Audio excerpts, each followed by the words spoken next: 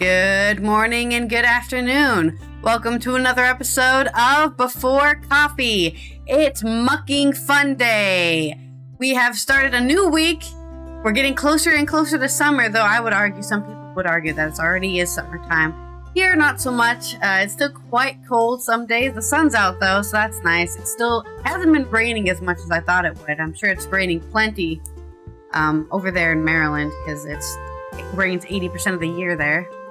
But we're here, we're mostly dry, and we're ready to tell you the news. This is Before Coffee, the father and daughter comprehensive news of Planet Earth podcast, where we look up our stories 10 to 15 minutes before we start. We haven't had any caffeine, we've rolled out of bed, we can't read, so let's get into our headlines. Today on Before Coffee. Today on Mucking Fun Day. Germany's military told to be fully equipped with weapons by 2029. And EasyJet flight to Manchester diverts to Germany after woman screams about a bomb and grabs an emergency exit. And in the United States, this seems to be a trend in the air because we have an American who lost his shit and went hysterical and tried to open a door on a flight. And we also are going to talk about Amazon trying to turn their programmers into an assembly line. Council of Europe defends human rights court against criticism over expulsions. And Emmanuel Macron's visit to Vietnam. Vietjet orders 20 Airbuses, 330s, and 900s. That's right. And it's not Goodwill Hunting, but a graduate student solves classic problem about the limits of addition. In our culture news, Glastonbury glampers told they have no tickets after firm goes bust. Drama. And it's Memorial Day, and it's also National Blueberry Cheesecake Day, May 26, 2025, on Before Coffee.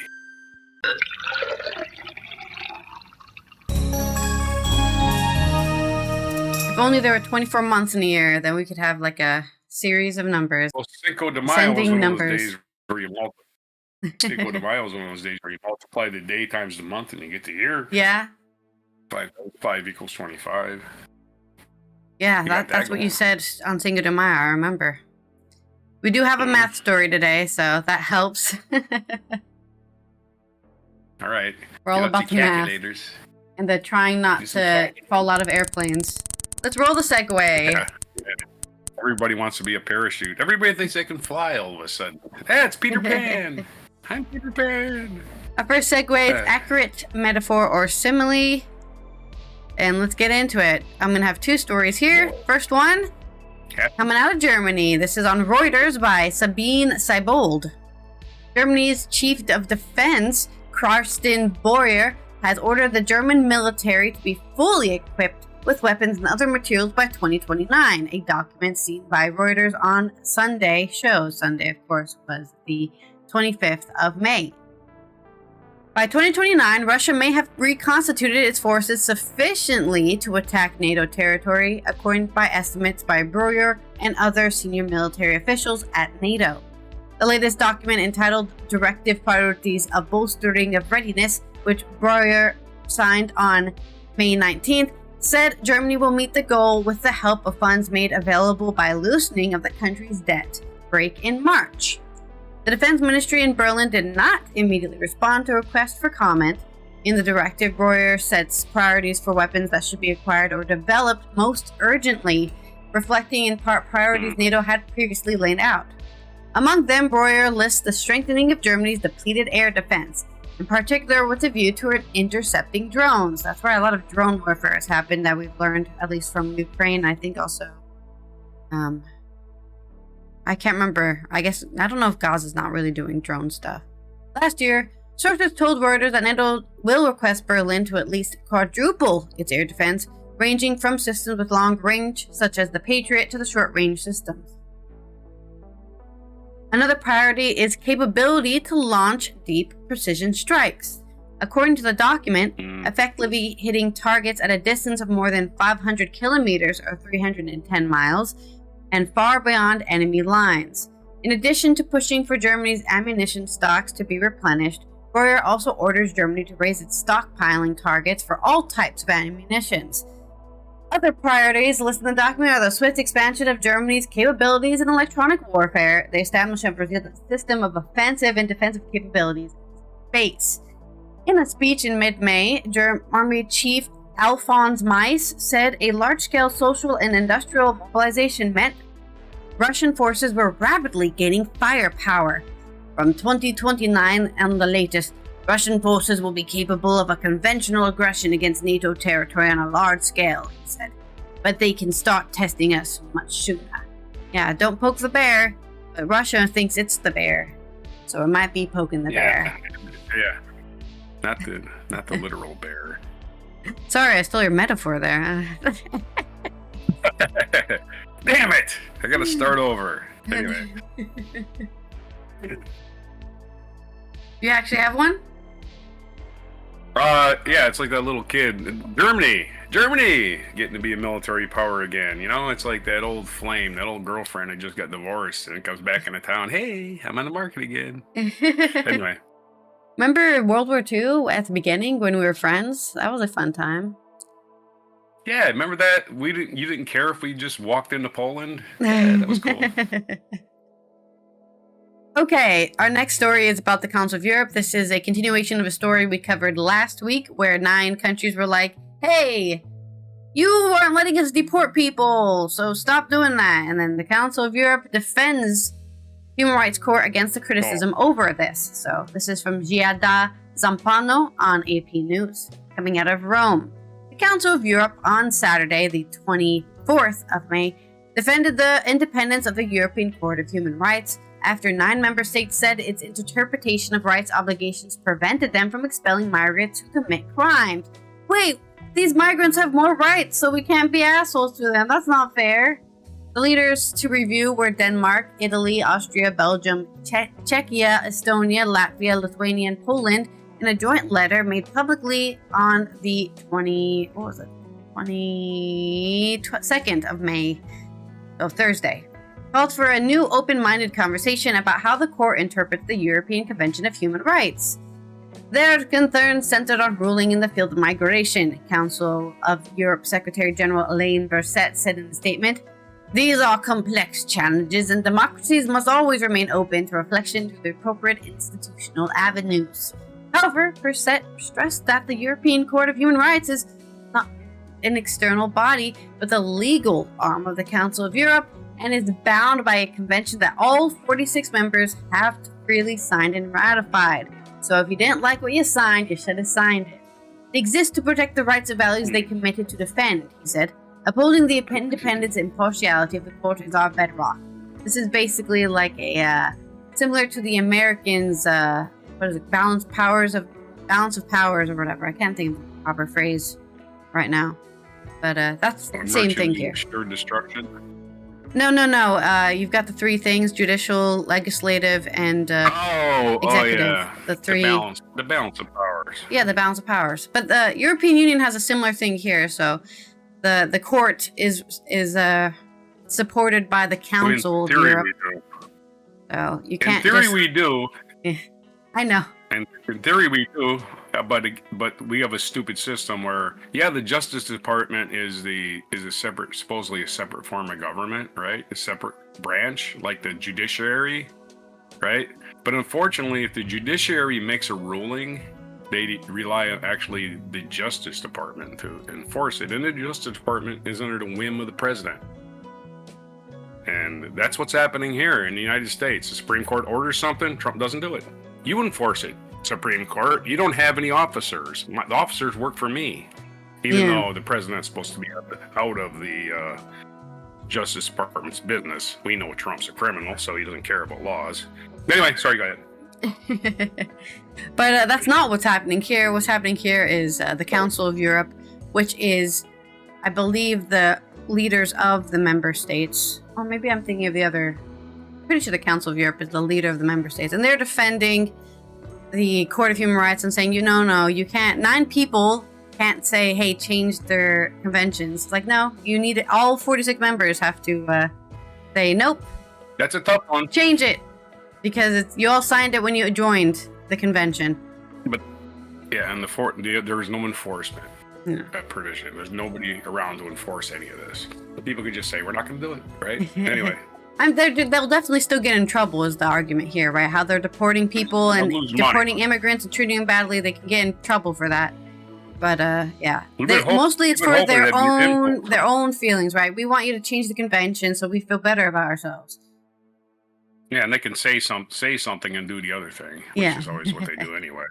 Brexit did warn against politicizing the court. The 9 European leaders said the court's interpretation of the convention in cases concerning the expulsions of criminal foreign nationals has protected the wrong people and placed too many limits on deciding who can be expelled.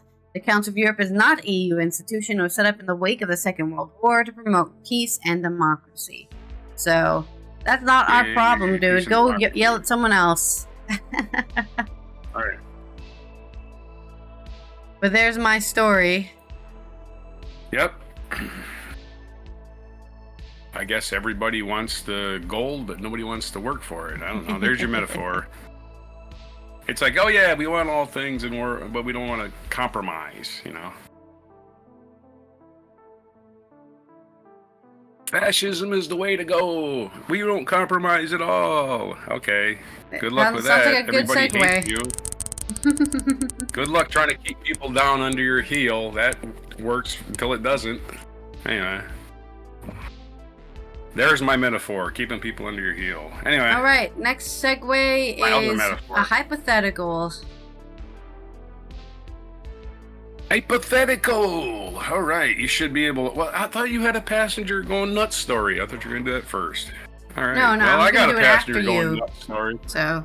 All right, so the passenger going nuts story is up to me to bring us into that one, even though I'm going to do a second story afterwards. I could do the other one first. I guess I could do the other one first just so I have continuity, right? Yeah. Let's do the Amazon story first because we hate billionaires. All right. So Jeff Bezos is busy ruining the world. Mesa Media. Yeah, that's right. Elon Musk is not the only billionaire ruining the world. Amazon programmers complain that AI has turned their work into a high-speed assembly line. This is from meshamedia.com. High-speed assembly. Let's go. This is e-commerce giant Amazon, like many other companies, is actively implementing the use of generative artificial intelligence in the development of its products. However, it is causing dissatisfaction among some programmers who believe that their work is starting to resemble a high-speed assembly line, similar to a warehouse process that Amazon automated years earlier. I wonder what they're generating using generative AI. Like, oh, this would be a cool piece of shit to somebody for somebody to buy. I don't know. What are they generating? I guess we'll delve into it. Yeah, I hope so. Over the past year, developers say managers have raised productivity targets and tightened deadlines, encouraging widespread use of tools like Microsoft's Copilot and Amazon's own AI assistants.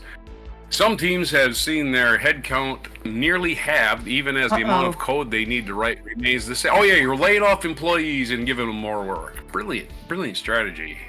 You don't think this is going to cause a problem. Anyway, even as the amount of code they need to write remains the same, they're cutting employees say they have to rely on AI queues to help keep up their performance, or their performance will suffer. They need AI for queues, so they know what to do.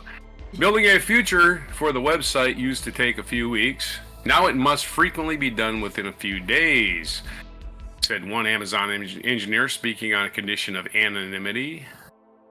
We essentially being forced to accept AI-generated code, reduce the time for discussion, and immediately launch the solution into production. Historians of technology are already drawing parallels with the 19th century when factory production divided artisans into small, repetitive operations on assembly lines. Workers complained about the fast pace and the deterioration of the quality of work, says labor historian Jason Resnikoff.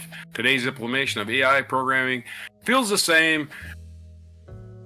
Deep thought is being replaced by quick modular tasks. And as a result, and I'm going to editorialize, people are going to give less than a shit about their fucking job. Because you can replace me with a worm. A worm can sit here and click buttons all day, you know. I don't have any skill that you need. I'm going to work somewhere else. Anyway, in 2023, study by Microsoft and university partners found that AI assistants could boost programming productivity by 25%.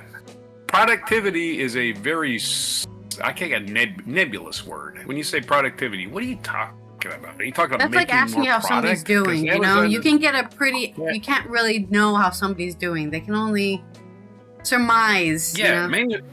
They don't actually manufacture any. I mean, they do buy companies that manufacture stuff. Don't get me wrong, but Amazon is a distribution company. Yeah. Productivity? What are they? They're not making anything. Anyway, Amazon CEO Andy Jassy praised the findings, saying, "Speed is key to staying ahead of the competition." What competition? Amazon is competition? That's a funny one. Anyway, the Chinese you have no competition, I think, probably. Yeah, right.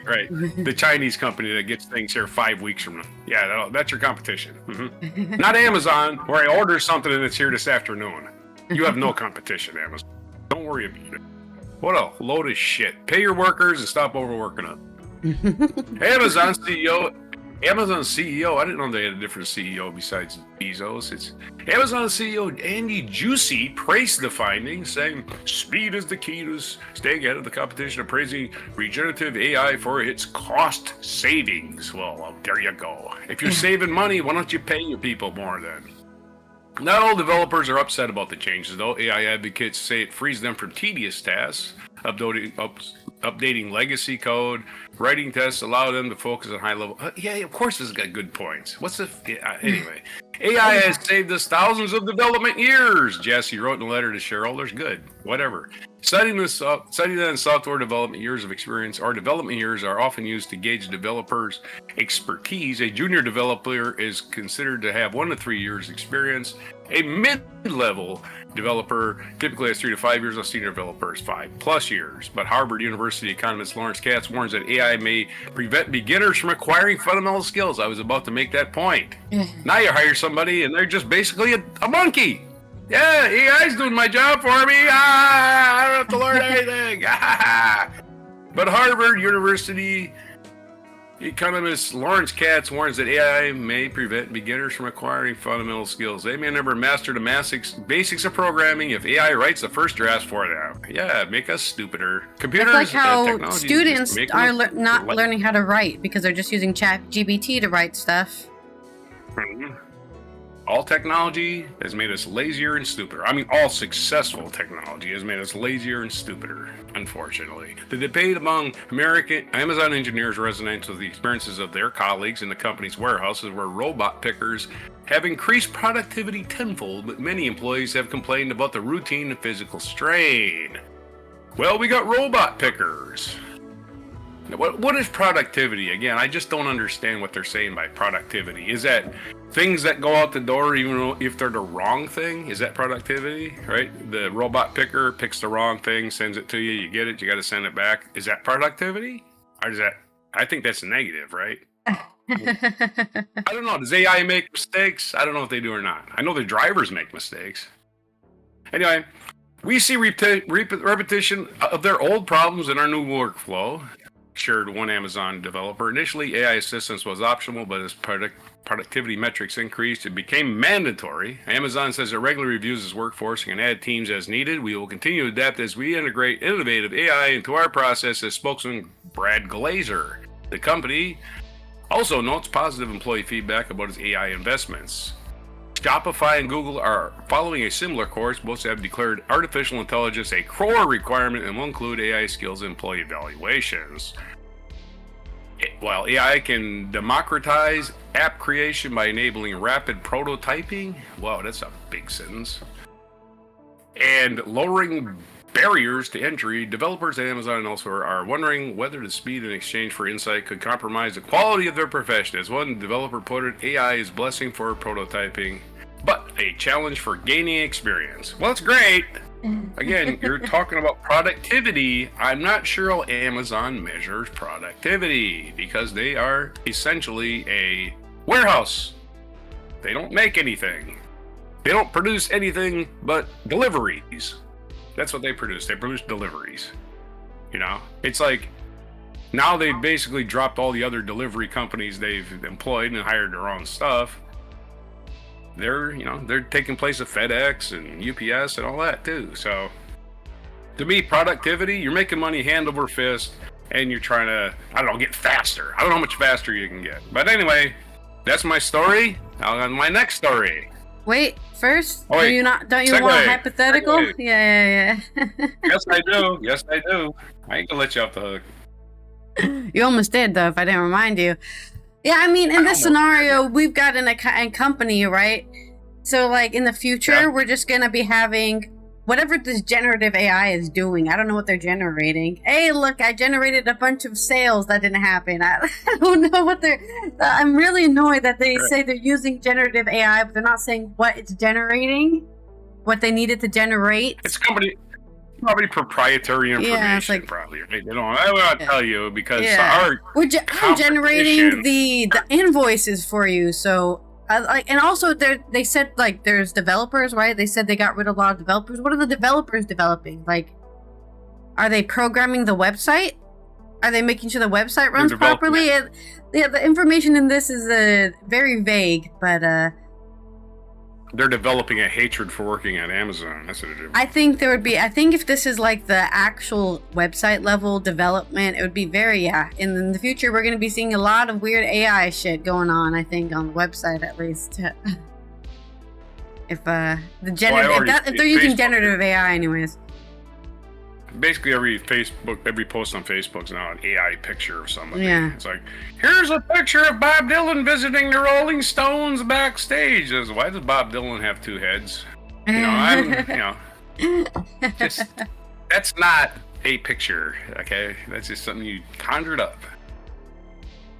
All right, we're going to talk about the nutty stuff going on in the air over America today or yesterday, or whatever day it was. KHOU.com. It's probably yesterday. Passengers crew restrained a man who tried to open emergency exit on a Houston-bound flight. This is from Lupita Villarreal. Or Villarreal, I think I pronounced her name. Oh, they're telling me not to publish this. Okay, thank you. Not the cookies, blah blah blah. Cookies.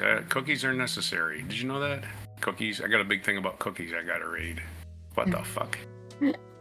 Where's my story? I'm like, where's my story? That's Europe's fault. Europe passed a bunch of regulations that you can't just be using people's data, so they have to give permission. And now every website, so that they can be used everywhere.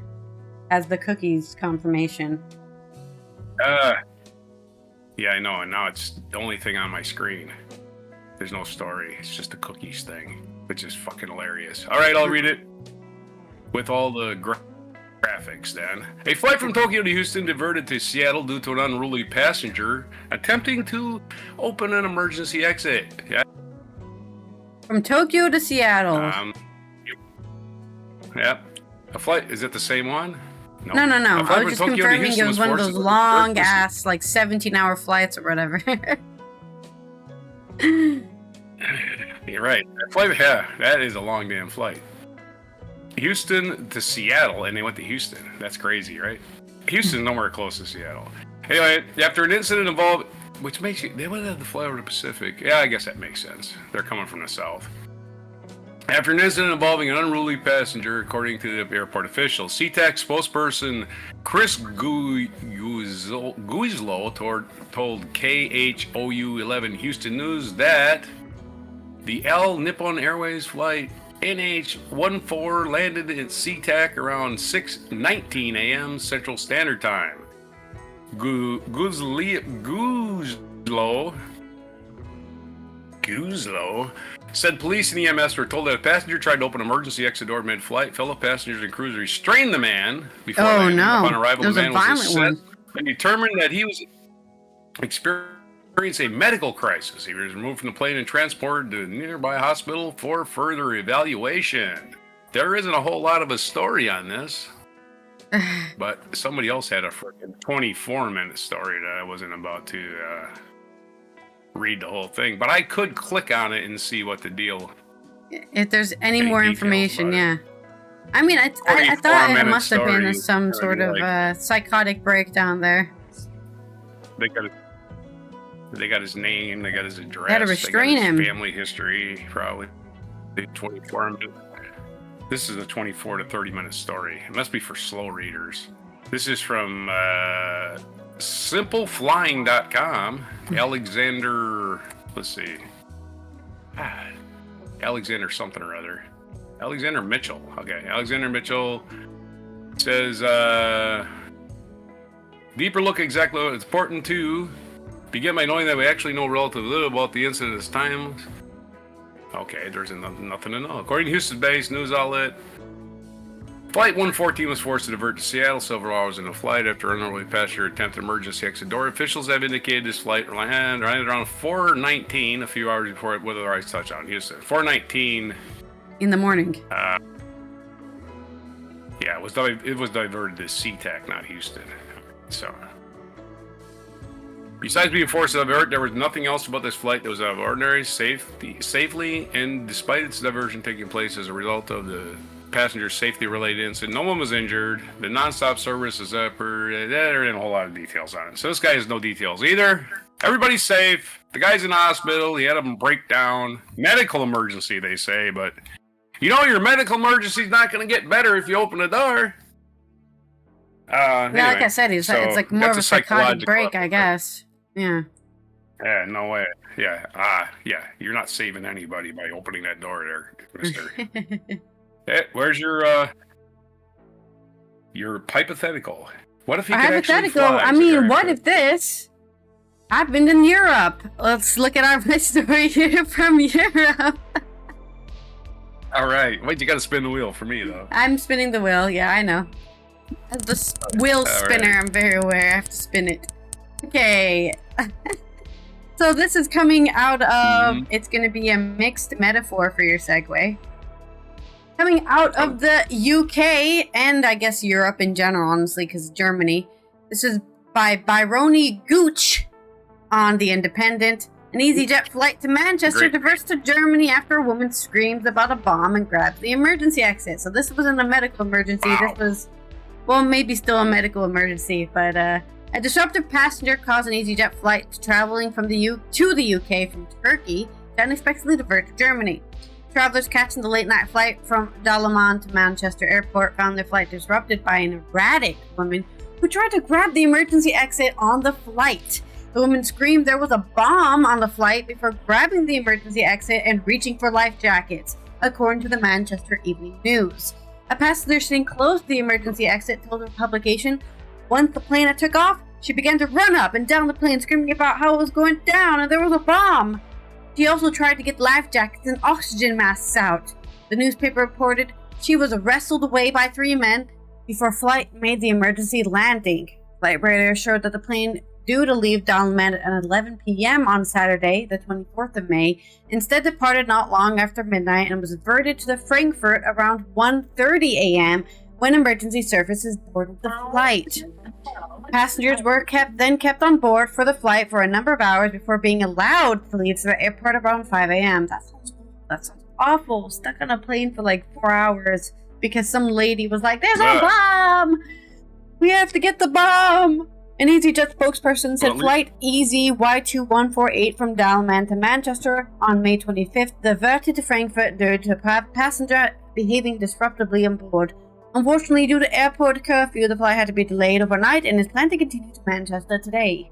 Due to a limited airport ground handling availability overnight, we are aware that customers were required to remain on board for longer than usual. Yeah, 4 hours is pretty fucking long.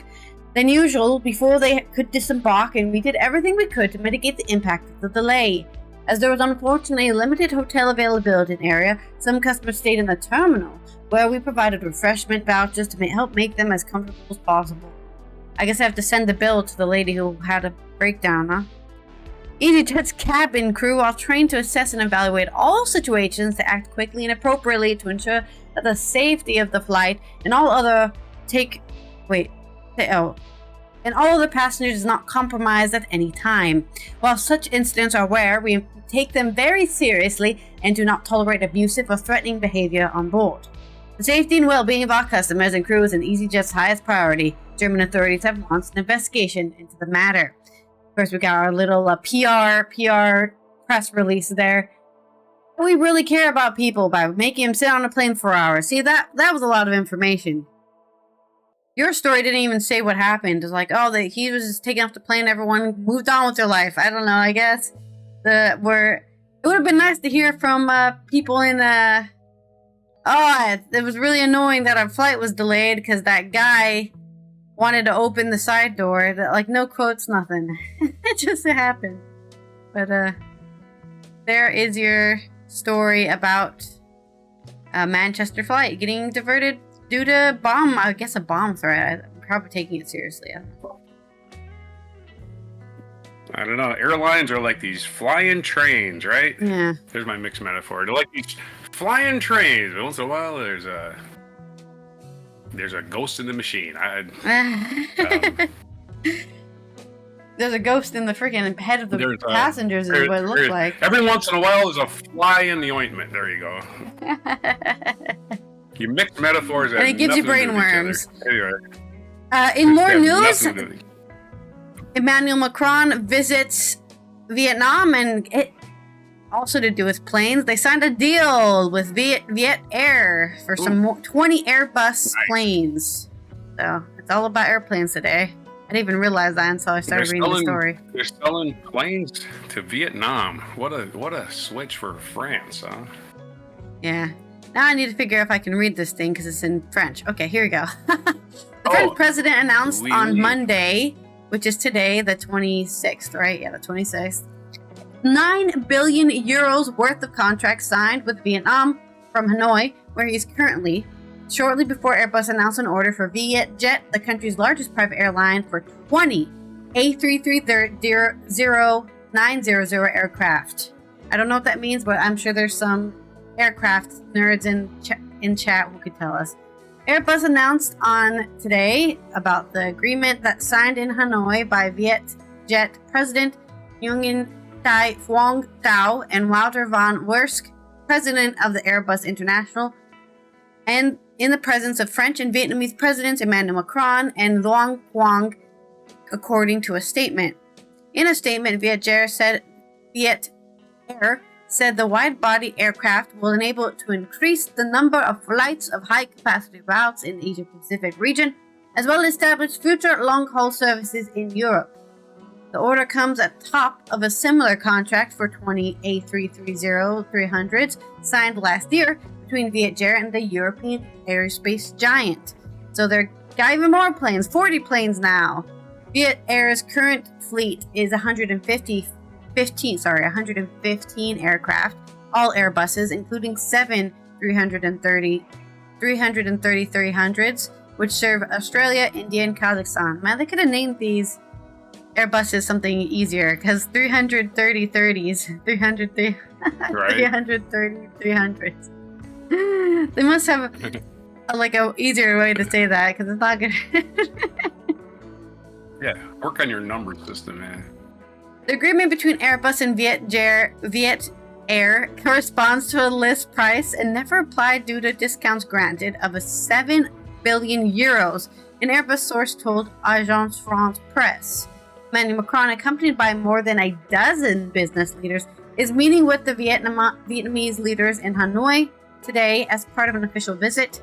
As France seeks to increase its influence in the country, I am coming here to strengthen our ties in key areas: defense, innovation, energy transition, and cultural exchanges, Emmanuel Macron wrote on social network Twitter after his arrival. The official visit to Vietnam is the first by a French president in nearly a decade. Vietnam, whose economy relies heavily on exports, is targeted by a 46% U.S. tariff, raising concern in Europe about potential agreements that could be struck at the expense of the EU bloc. So, time to put the hand out. Hey guys, we're not going to tariff you. We're not going to tariff you. Give us everything you have. Suffocating the global economy from the U.S. If they want to be, if convicted felon Trump wants to be isolationist, he can go ahead and go for it. Everyone else would just move on to trading with China or the EU or somebody else. He's already dropped his 50% tariff. Yeah, he's already dropped his 50% tariff because he's a complete, flim-flam man. In addition to the Airbus order, several agreements have been signed between Vietnam and France, covering cooperation in nuclear energy, which France knows a lot about that, railways, Earth observation satellites via Airbus, vaccines developed by Sanofi. In total, the French president announced on today, Monday, that 9 billion euros in contracts had been signed with Vietnam, highlighting the very strong bond between the two countries. So, successful economic deal with Vietnam from France, which of course everything France does helps the EU, so that's what's great about having a European economic bloc, is that, you know, if one country can get a foot in, all the countries can get a foot in and everyone succeeds. Cough, cough, America. Okay, but that's our economic news coming out of Europe. France is selling weapons to Vietnam. Is that what you're saying? No weapons as of yet. These weapons, civilian aircraft. Yeah. Right, It sounds like it's only for Viet Jet, which is like Oh, okay. Well, that's cool. I mean, actually, because Vietnam is a democracy that needs all the help it can get. Yeah. Any democracy, right? I guess my metaphor would be France learning lessons from the past, from their basically occupation of Vietnam, but that's not a metaphor, is it? It's like the cows coming home and the chickens not coming home to roost, right? Anyway, there's your metaphor. Yeah, they're not. Vietnam is perfectly fine taking care of its own country. They don't need to go to France.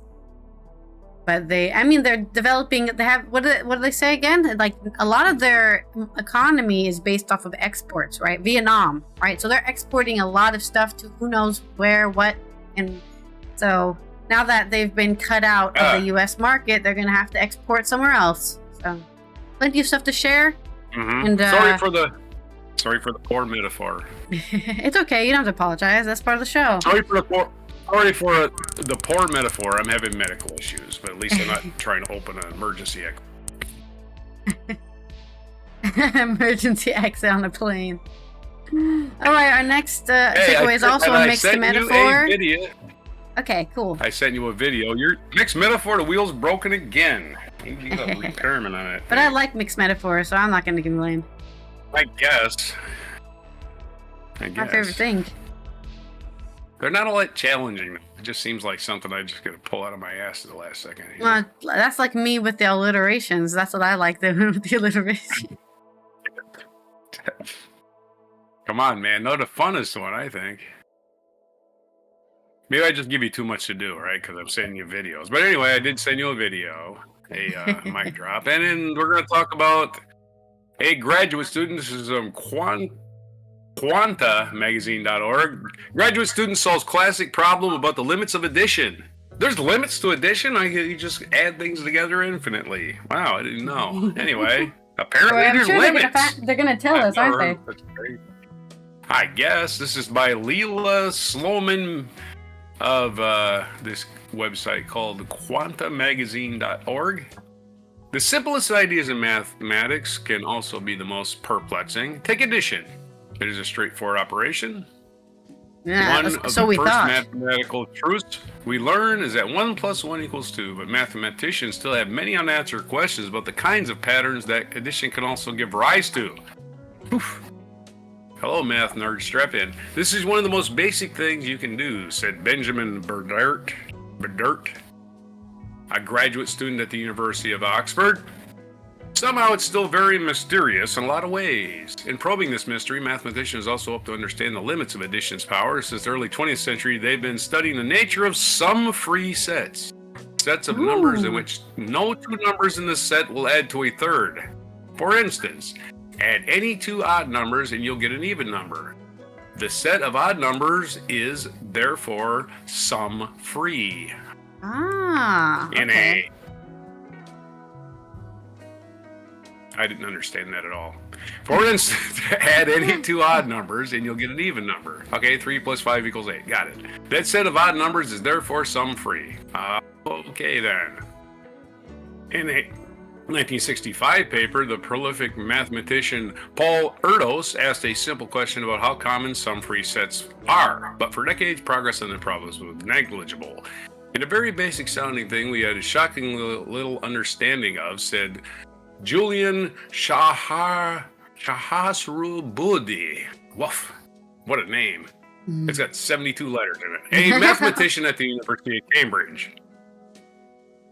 Until this is February, 60 years after Erdos posed the problem, Berdert solved it. He showed that in any set of composed integers, the positive and negative counting numbers, there's a large subset of numbers that must be from sum-free. That's in parentheses for y'all. His proof reaches into the depths of mathematics, honing techniques from disparate fields to uncover hidden structure, not just sum-free sets, but all sorts of other settings. It's a fantastic achievement, Sahasrabuddhe said. Okay, so I think I understand what they're saying, if I can simplify it, since my brain maybe is working a little faster than yours right now.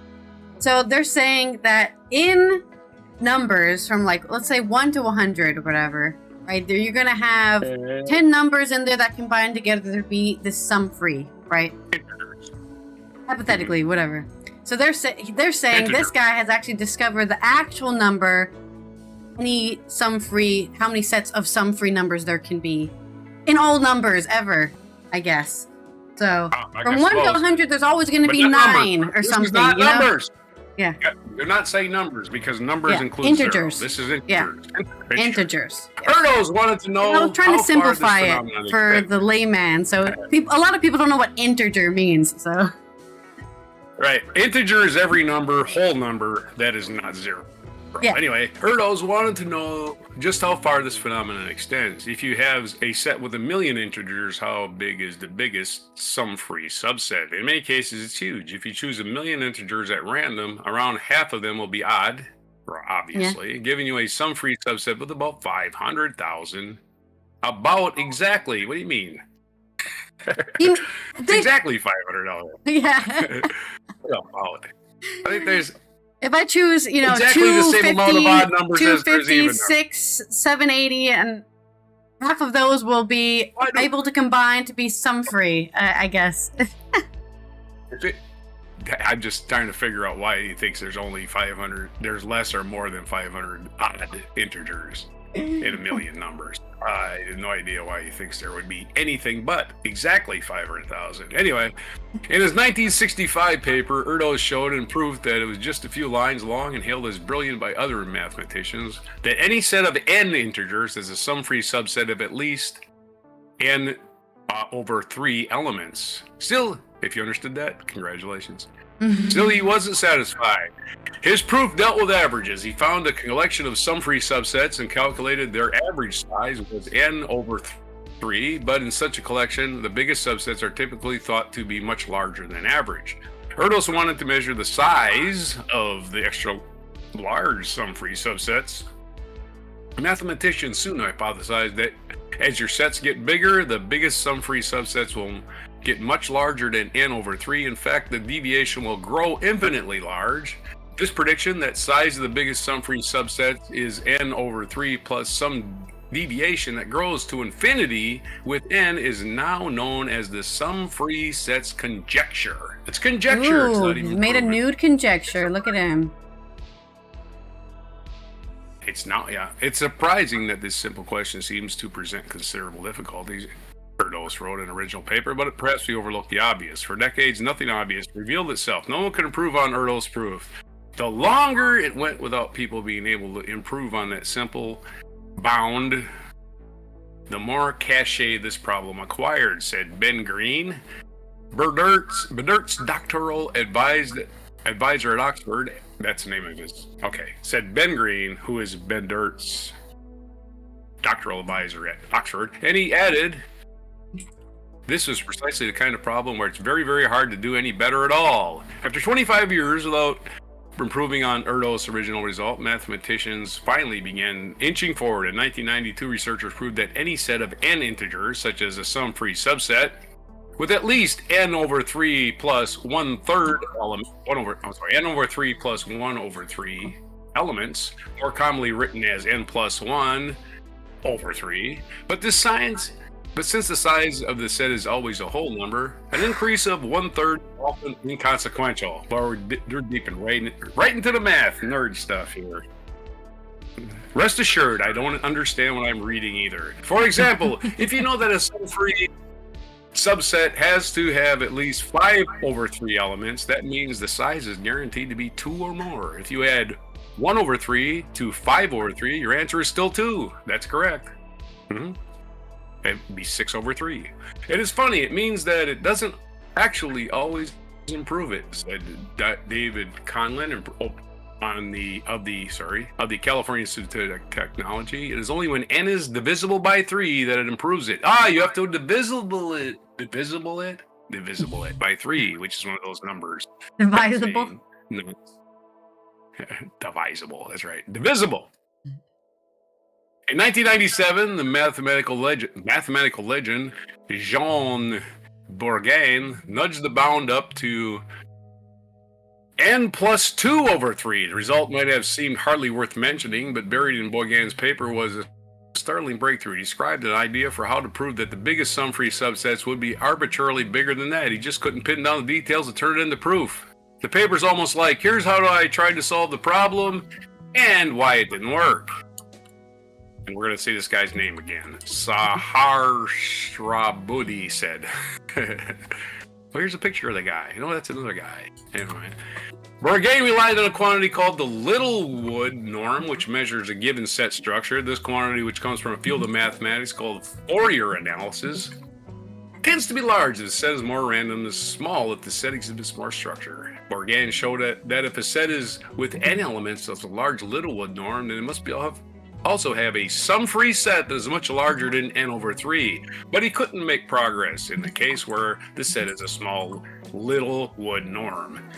Bourgain is famously competent. Famously competent? I'm famously competent.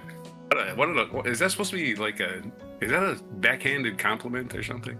Anyway, Bourgain is famously competent, said Shane Eberhard of the University of Warwick. It's a very striking marker for how difficult this problem is. Oh, they're calling Bourgain as the concept, not the actual person. Got it. Bourgain ultimately had to use different argument to get his bound of n plus 2 over 3. But mathematicians read between the lines. They might be able to use Littlewood norm to completely settle a conjecture. They just had to figure out how to deal with sets with a small Littlewood norm. There was a reason to be optimistic. Mathematicians already knew sets with a small Littlewood norm, which have massive sum-free subsets. These sets, called arithmetic progressions, consist of evenly spaced numbers such as 5, 10, 15, and 20. Mathematicians expect that any set with a small Littlewood norm has a very specific structure that is more or less a collection of many different arithmetic progressions with a few tweaks. They hope that if they could show this, they'd be able to use the property to prove that any set with a small Littlewood norm is a large sum-free subset. But the task wasn't easy. I certainly tried to prove that sum-free conjecture using Bourgain's ideas, Green said, but we still don't understand much about the structure of sets with small Littlewood norm. Everything we do with Littlewood is difficult. So they're not finding new numbers or anything. They're just trying to find some kind of, I guess they're trying to just find out this problem. Can it be just summed up in one big theory and then just get it over with? But again, mathematicians got nothing better to do than this stuff. It's like, we really want to find out every single way numbers can react to each other and just know, right? We just want to be able to say, hey Dad, how often can I free sum a number? And then this guy just figured it out. You're welcome. We haven't answered that question. Yeah. No. How many times no can word I on add what 4 this problem before it's not divisible by 4 anymore? You know, whatever. Just like that. Yeah. Just it's curiosity. It's like curiosity. a word. Yeah. It's more of a is it really going to solve one of the world's problems? No, probably not. I doubt it. But maybe the secret to life is in there somewhere, right? Who knows? Yeah, maybe. 24, I believe, is the secret to life. Or is it 42? Yeah, 42? if you want to go down a rabbit hole, start studying numerology. Oh boy, Yeah. that's a rabbit hole you'll never escape from. Anyway, the number 23, for instance. 23, yeah. Anyway. Woo! The number is so common, it must mean something. Our brains. Wait, did we do a segue? Because my story's done. Okay, here's our segue. Our mixed metaphor. I think this guy is really... What did I write down? Oh, here. I think he's really burning the boat at both ends when it comes to understanding math. He's burning what at both ends? The boat. He's burning the boat at both ends. Oh, the boat. I thought you said a ball. Okay. All right. Right he's on, starting burning at zero the bowl. and he's going to infinity and he's burning it down until... I'll be burning a bowl later, but yeah. Burning a bowl. Alright, let's roll the wheel from my culture segment here. And get my culture store open. Here it is. Okay, Glastonbury, guys. It's about that time. I think, the end of June or the beginning of July? I can't remember. I don't go to festivals, even though I could probably go to this festival. Your segue is a mixed metaphor again. You want me to re-roll? I'll re-roll. Yeah, that's enough. That thing's broken. We can't just keep doing the same thing. 3 in a row. Wow. Fix the wheel. I don't know. New rule. If we get the same spin twice in a row, we get the option to spin again. I'm sorry. It's just... Bad pun. Alright, give me a bad pun about glamping. That's right. Glamping controversy happening. Ooh. Not specifically... Glamping is already a pun. Glastonbury. We're not specifically... Glastonbury's fault, but one of the people who promoted the glamping experience, they are the ones that are having the drama here. The company Yurtle, who packages for festivals started at £10,000 a head, entered insolvency this month. This is by Raphael Boyd on The Guardian. Glastonbury fans who paid more than £10,000 each for glamping packages have been left out of pocket and face missing the festival after the companies through which they booked their tickets entered liquidation. Somehow they made that much money, but they didn't make enough to actually run a company. In an email sent to some customers, Yurtle, which provided what it calls a luxury festival experience, said it would be unable to fulfill its future obligations to them after entering insolvency this month. It said it could not provide refunds. Why not? If you're going into insolvency, we already spent all the money, sorry. And customers would have to go through a third party to claim back money once the liquidation process had begun.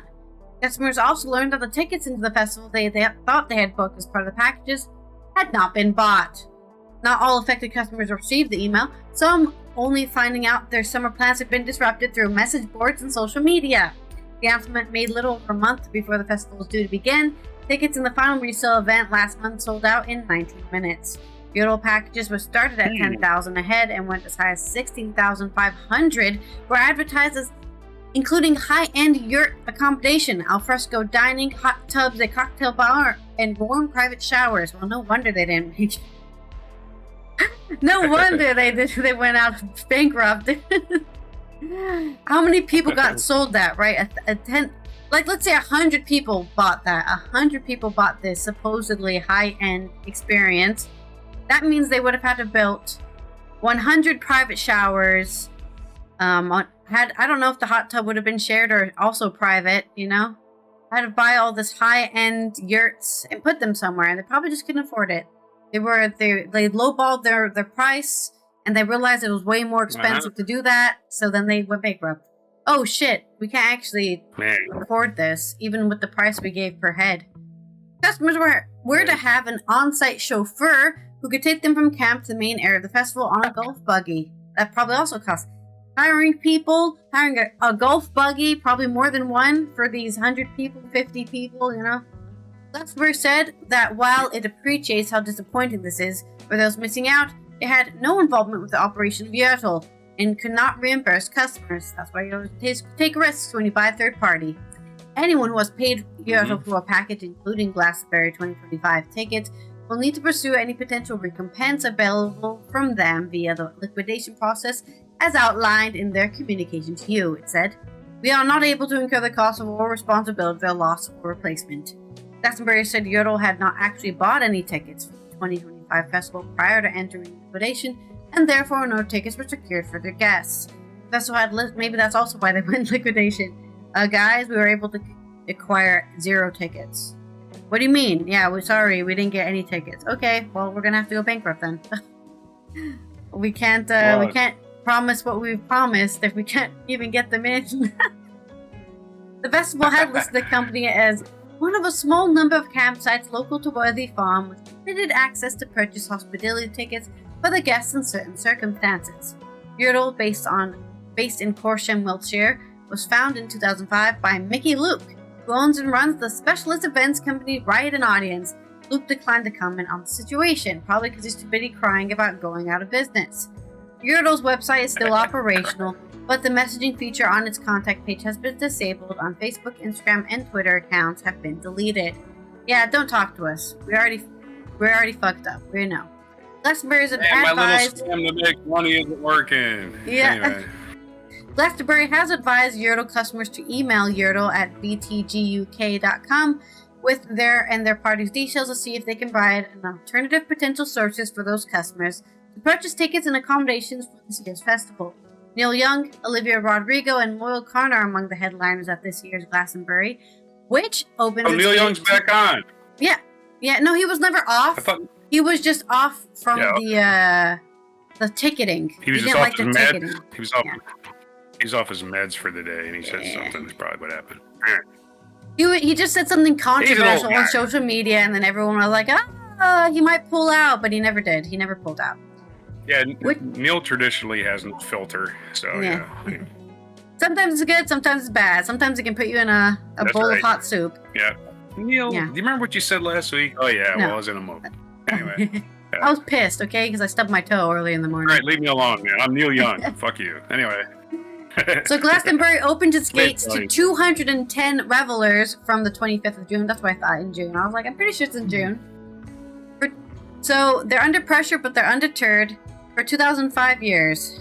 No, that's not. That's sorry. I was talking about The Guardian. The Guardian for 205 years is under pressure and undeterred. Give them money, I guess. That's what I started reading. Their money. Being at the end of the article. But yeah, if you are one of these people who are suffering from the mistakes of a company like Yodel, honestly, it's a tough break. Hopefully you can get your money back, and hopefully you can figure out another way to get to the festival. You know, maybe there's some scalpers outside of the festival gates.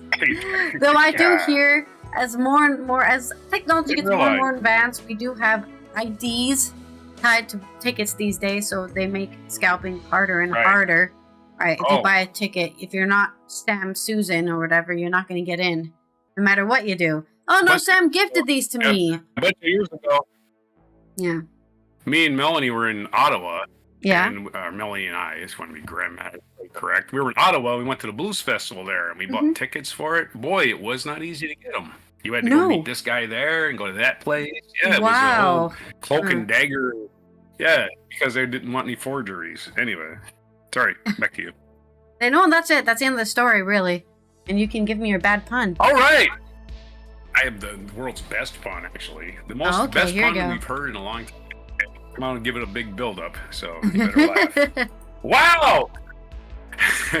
Wow, glamping is really intense. Anyway. That is an evil pun. Clapping for myself there. That was good. I'll give you a clap, too. Let's get into this day in history with our wheel roll. Sometimes I'm brilliant, most of the time not. Anyway. All right, haiku for this day in history. I love getting a poem for this day in history, so I can. Plus, you got so much extra time to do it, right?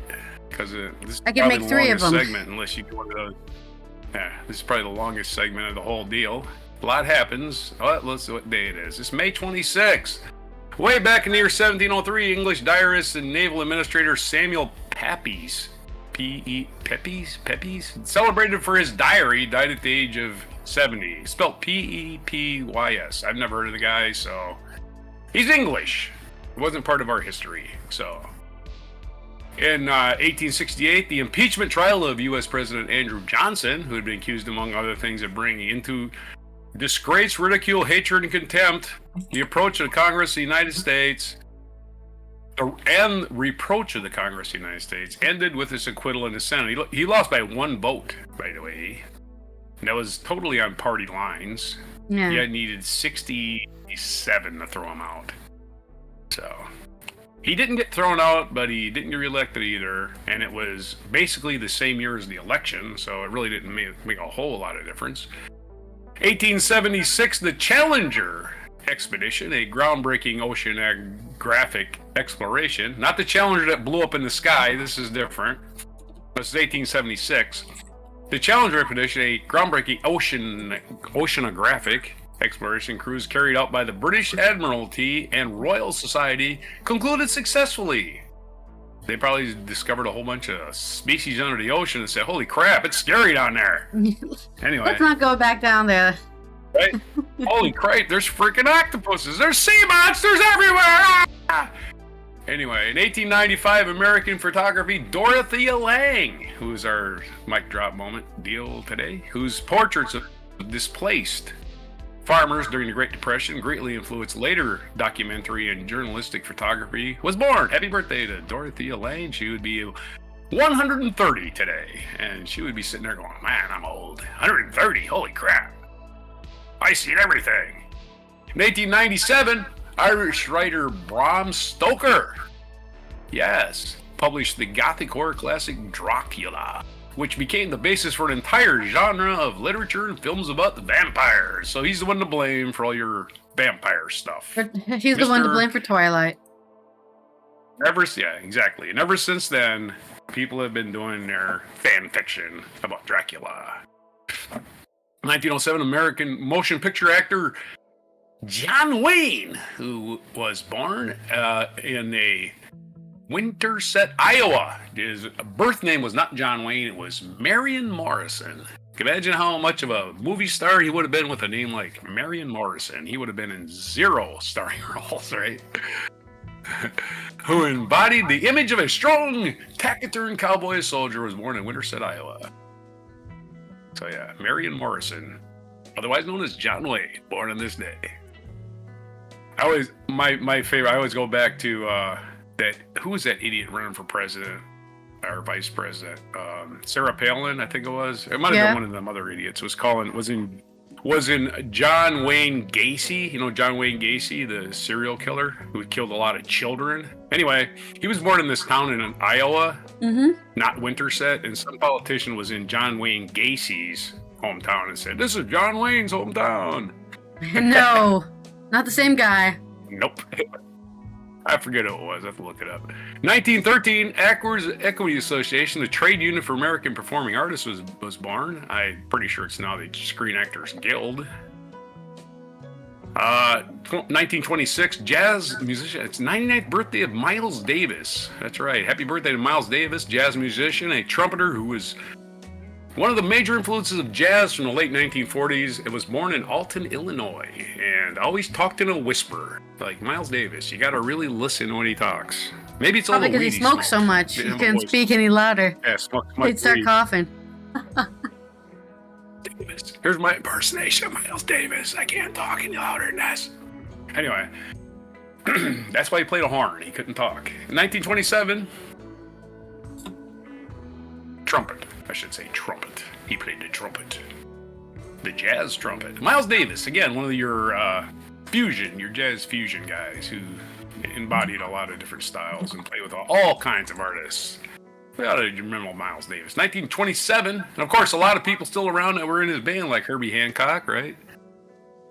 In 1927, the Ford Motor Company ended production of its famed Model T, which had helped democratize the automobile. Yeah, democratize the automobile. Speaking of assembly lines, we're talking about Amazon. There's the guy that invented the assembly line, Henry Ford. 1938, the House thanks a lot for taking, what do you call them? Artisans with skills and turning them into mindless drones. They just sit there and do the same thing all day over and over again. Same 3 welds, same 10 rivets, all day long. And there people got to hate their jobs. Oh yeah. Anyway, 1938, House Un-American Activity Committee was created to punish political opponents for the fascists decided our fascism is the only thing that exists in America that's worth shit because we're making money and that's all that really fucking matters. And we're going to decide that everybody that's not in our fascist club is a communist. So they started that little shit. And it was investigated alleged communist activities. Again, being a communist is not illegal, not against the law. There's nothing in the Constitution that says you can't be a communist. Just these guys just decided it was illegal, and we gotta. Your politics are different than mine. I can't take it. What do you mean we're not on a monolith of a white, straight guy, racist, white supremacist ideals? Our decrees from rich. Yeah. What do you mean our decrees from rich people are being ignored? You communists!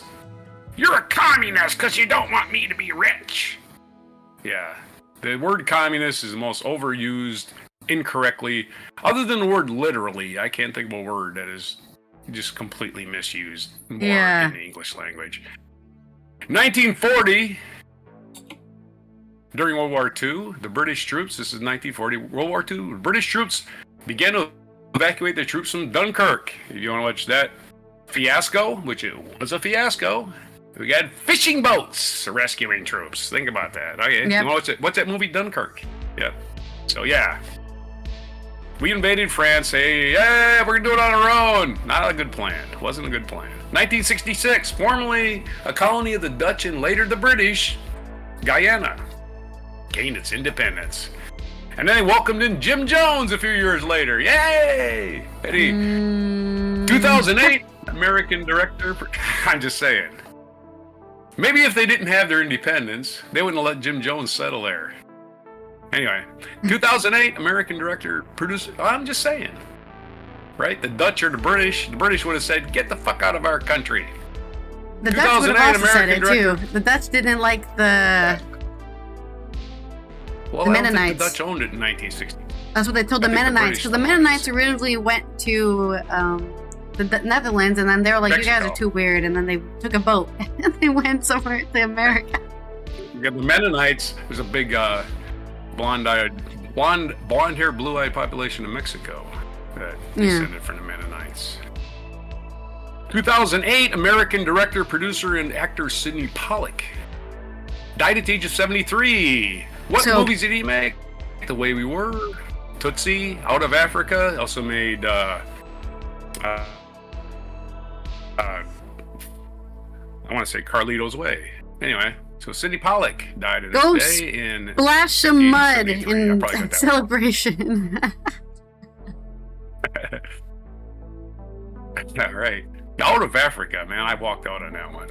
It was way too long. My God. Anyway. That was like a 4-hour movie. It's like, can you edit some of this out? People got lives.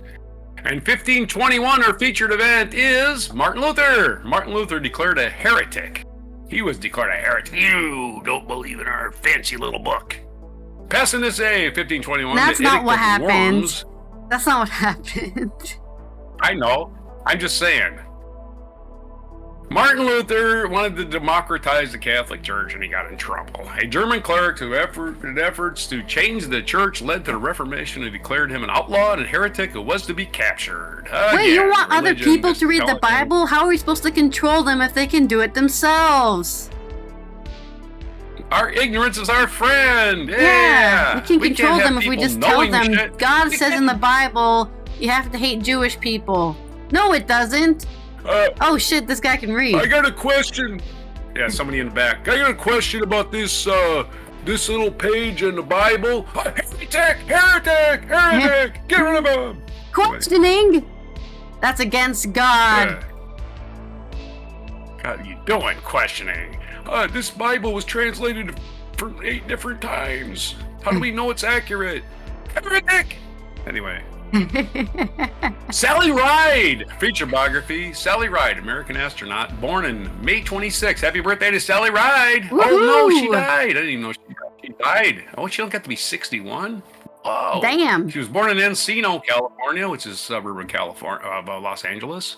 So happy birthday to Sally Ride. She died though, July 23rd of 2012, at the age of 61, in La Jolla, California, which is a suburb of San Diego. So there you go. She only got to be 61. That's really sad. outlived her, which is... Yeah, it doesn't even say what pleases she me, died but- from. Like, I was expecting it to say, like, oh, she had a cancer diagnosis or, you know, I'm going to say breast cancer. It's usually due what to it is. complications Complications something or other. Cancer, unless you got a car She accident. was, We can look given it a up. Medal of Freedom in 2013 posthumously, so that's nice.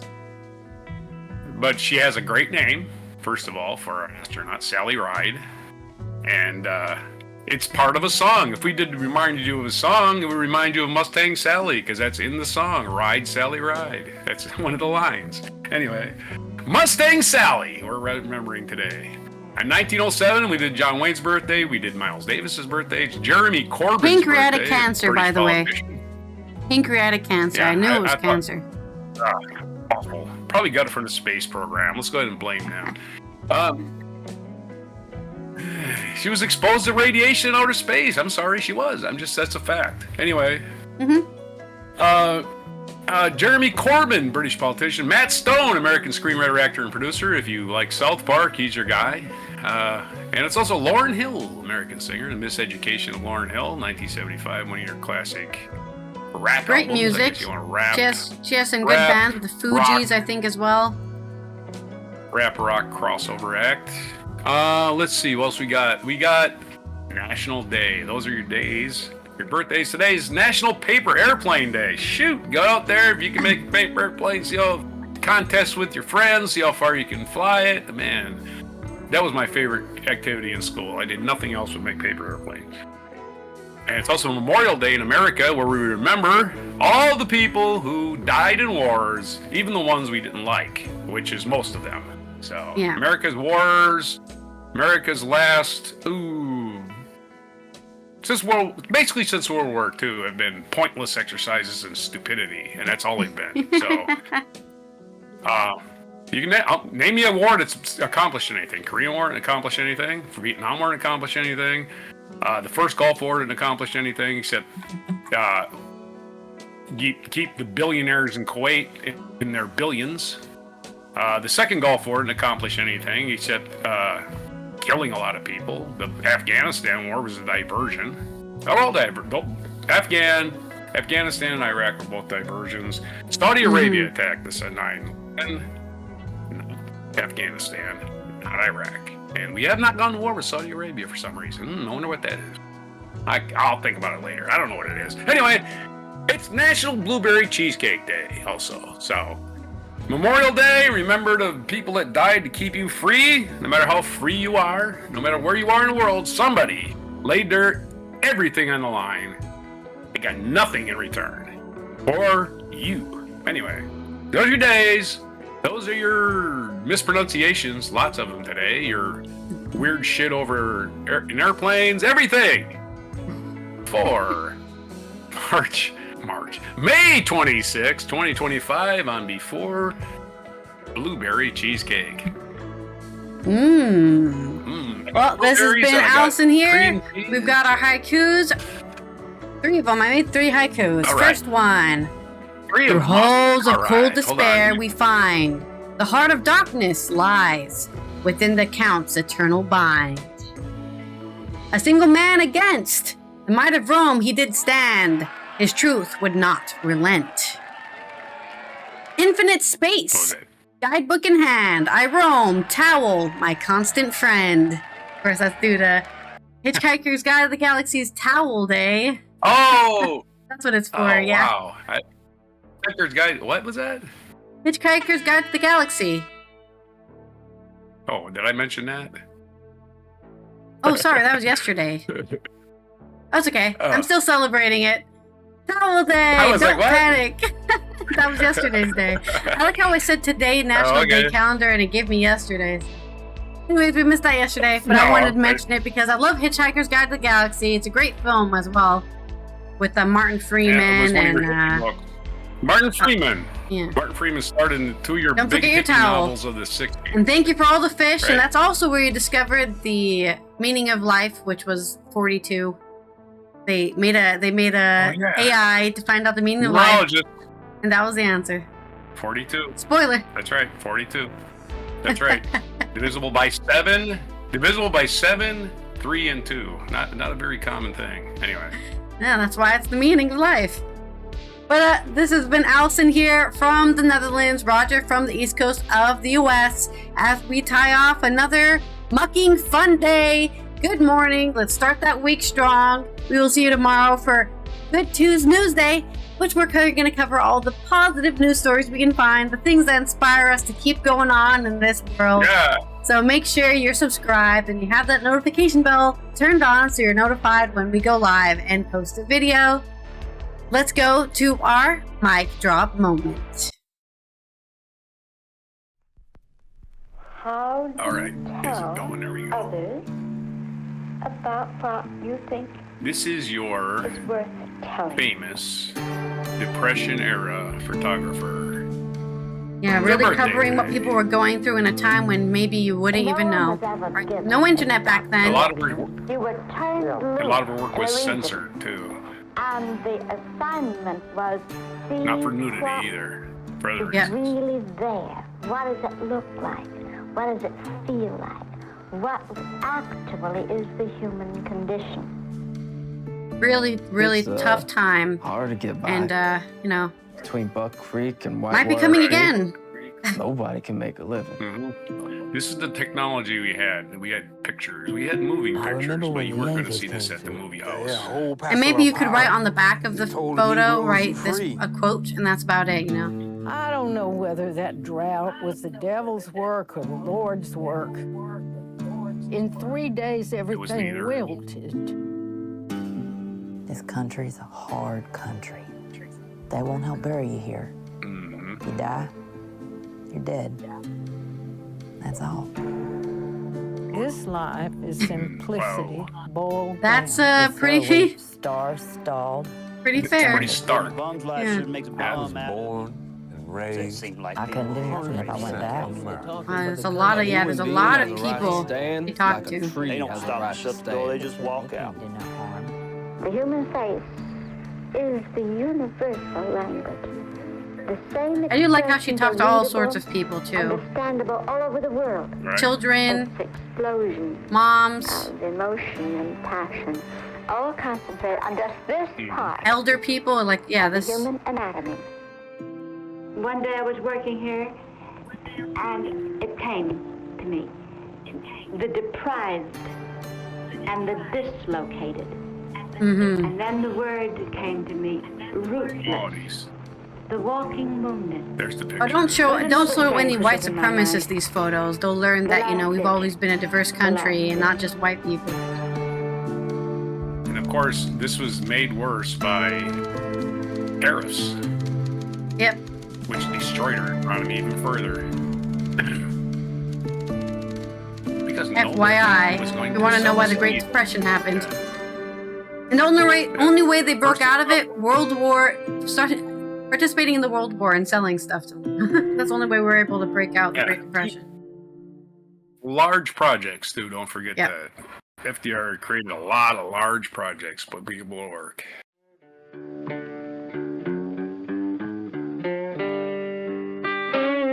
Be sure to hit the like, subscribe, and notify buttons, and follow our other channels, Toxic Alley, History of Gravy, and Scratchy Old Records.